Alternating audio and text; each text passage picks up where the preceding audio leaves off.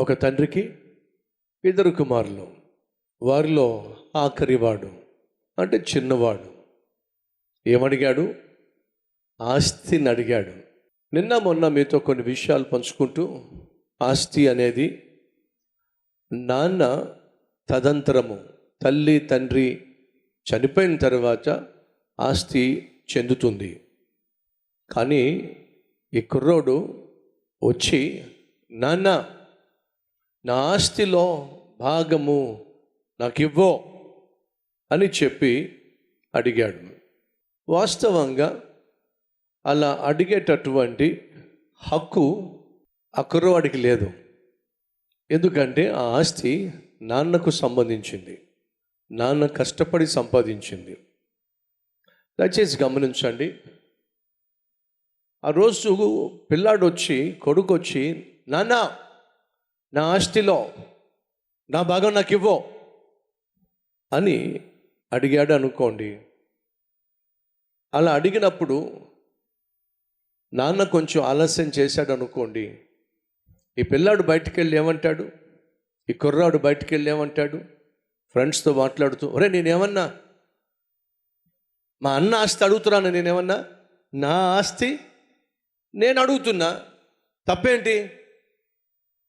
దానికి మా డాడీ ఎందుకు మూతి ముడుచుకుంటాడు? మా అన్న ఆస్తి అడిగితే అప్పుడు కొంచెం ఆలోచించవచ్చు. నాకు వచ్చేది, నాకు రావాల్సింది, నాకు ఇచ్చే ఆస్తి నేను అడుగుతున్నాను, అందులో తప్పేమిట్రా?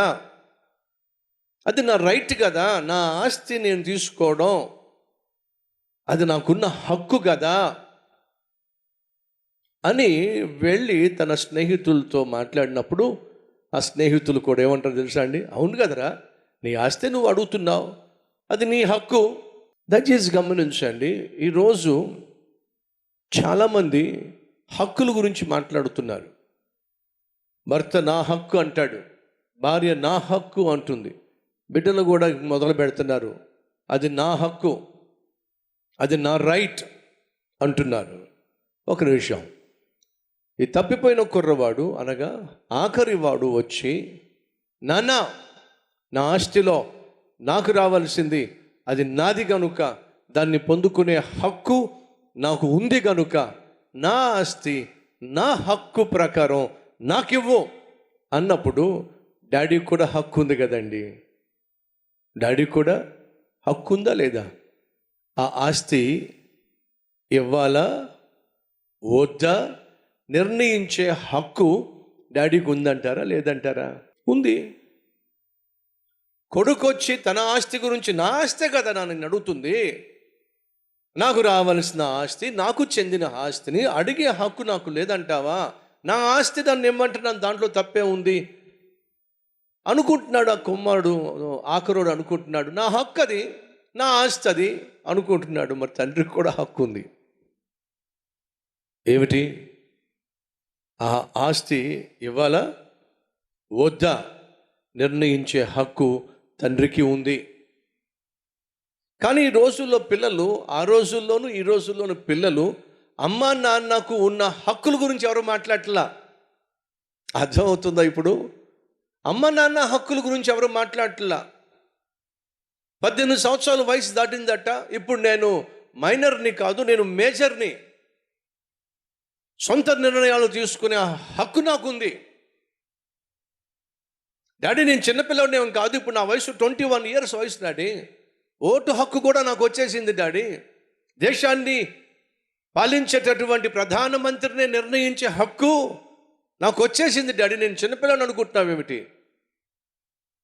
సో నాకున్న హక్కును బట్టి అడుగుతున్నాను. సో ఈరోజు బహు జాగ్రత్తగా పరిశీలించాల్సింది ఏమిటంటే హక్కుల సంగతి. కొడుకు అంటాడు నా హక్కు అంటాడు, మరి నాన్నకు అమ్మకు కూడా హక్కు ఉంది కదండి. వాళ్ళు కన్నారు, ప్రేమతో పెంచారు, పెద్ద చేశారు, ప్రయోజకుడిని చేశారు. అంత చేసినటువంటి తల్లికి తండ్రికి ఆ కొడుకు మీద హక్కు లేదంటారా? కూతురు మీద హక్కు లేదంటారా? వాడి జీవితంలో జరగాల్సినటువంటి శుభకార్యాల్లో, ఉద్యోగ విషయంలో కావచ్చు, వివాహ విషయంలో కావచ్చు, వాళ్ళ జీవితంలో జరిగేటటువంటి శుభకార్యాల్లో కావచ్చు, అమ్మ నాన్నకు ఒక మాట చెప్పే హక్కు లేదంటారా? సలహా ఇచ్చే హక్కు లేదంటారా? వాళ్ళు మంచి చెడు చిన్నప్పటి నుంచి వాళ్ళే కదా చూసుకుంది. మరి వారి వివాహ విషయంలో మంచి చెడులు చెప్పే హక్కు అమ్మకి నాన్నకి లేదంటారా? ఉందంటారా లేదంటారా? ఉందే. కానీ ఇప్పుడున్నటువంటి జనరేషన్, ఇప్పుడున్న పిల్లలు ఏమంటున్నారంటే మాకు అవసరం లేదు అంటున్నారు. ఎవరిని పెళ్లి చేసుకోవాలో, దేన్ని పెళ్లి చేసుకోవాలో అమ్మ నువ్వు చెప్పద్దే, నాన్న నువ్వు చెప్పాల్సిన అవసరంలా, మాకు తెలుసు ఎవరిని పెళ్లి చేసుకోవాలో, ఎంతమందిని పెళ్లి చేసుకోవాలో. అది ఈరోజు ఉన్నటువంటి వ్యవహారం. తమ్ముళ్ళు చెల్లెలు, నీ హక్కు గురించి నువ్వు మాట్లాడుతున్నప్పుడు వినో, నిన్ను కని పెంచి పెద్ద చేసిన తల్లికి తండ్రికి కూడా బోల్డ్ అంత హక్కు ఉంది. అది మర్చిపోకండి. ప్రార్థన.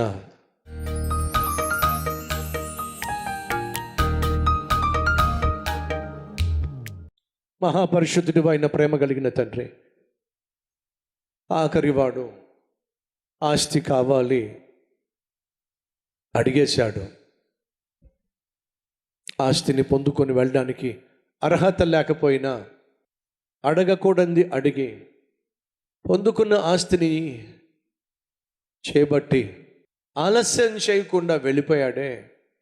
ఈరోజు అలాంటి వాళ్ళు నాయన అనేక ఇళ్లల్లో కనిపిస్తున్నారు. వాళ్ళు ఏమనుకుంటున్నారో అదే చేయాలి. అడ్డు చెప్తే అడ్రస్ లేకుండా వెళ్ళిపోతామంటున్నారు. ప్రశ్నిస్తే పొగరుతో సమాధానం చెప్తున్నారు. ఇలాంటి పరిస్థితి గుండా నాయన ఈరోజు కుటుంబ వ్యవస్థ కొనసాగుతూ ఉండగా యవన బిడ్డలు నాయన నీ మాటకు లోబడులాగున సహాయం చేయి, నీ చిత్తాన్ని గ్రహించులాగున సహాయం చేయి. అమ్మ నాన్న మాటకు విలువ ఇచ్చేవారిగా ప్రతి ఒక్కరిని నాయన, చిన్న బిడ్డలు మొదలుకొని వివాహ వయసు వచ్చేంత వరకు నాయన ప్రతి ఒక్కరు అమ్మ నాన్న మాటకు విలువిచ్చులాగున సహాయం చేయి. గౌరవం ఇచ్చే మనస్సు నాయన మా అందరి బిడ్డలకు దయచేయ్యా. తొందరపాటు నిర్ణయాలు ఎప్పటికీ కూడా క్షేమం కాదని, వివాహ విషయంలో సొంత నిర్ణయాలు ఏ రోజు కూడా సమాధానాన్ని ఇవ్వవని ఈరోజు ప్రభు మేమందరం ప్రార్థన చేస్తున్నాం. మా కుటుంబాల్లో అటువంటి పరిస్థితి ఏ ఒక్కరికి రావడానికి వీల్లేదు నాయన. మా పిల్లలు నీ యందు భయభక్తులు కలిగి అమ్మా నాన్నను గౌరవించి నిన్ను ఘనపరిచే విధంగా మా మందిరంలో ప్రతి ఒక్క బిడ్డ ఉండాలయ్యా. అటు కృప దయచేయి నాయన. మమ్మల్ని అందరినీ నాయన మీ చిత్తానికి అప్పగిస్తూ యేసు నామం పేరట వేడుకుంటున్నాం తండ్రి. ఆమేన్.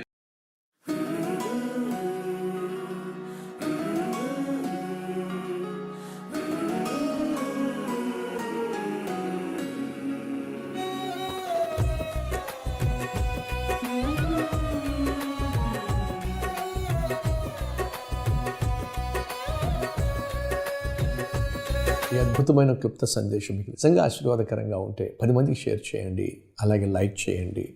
అంతేకాకుండా ఒక చక్కని కామెంట్ కూడా పెట్టండి. సోషల్ మీడియా ద్వారా ఎంతోమందికి విలువైన సందేశాన్ని షేర్ చేసే అవకాశం ఉంది కాబట్టి మీ ప్రయత్నం మీరు చేయాల్సిందిగా కోరుతున్నాను. మళ్ళీ రేపు ఒక క్లుప్త మార్నింగ్ డివోషన్తో ముందుకు రాబోతున్నాను. అంతవరకు సెలవు.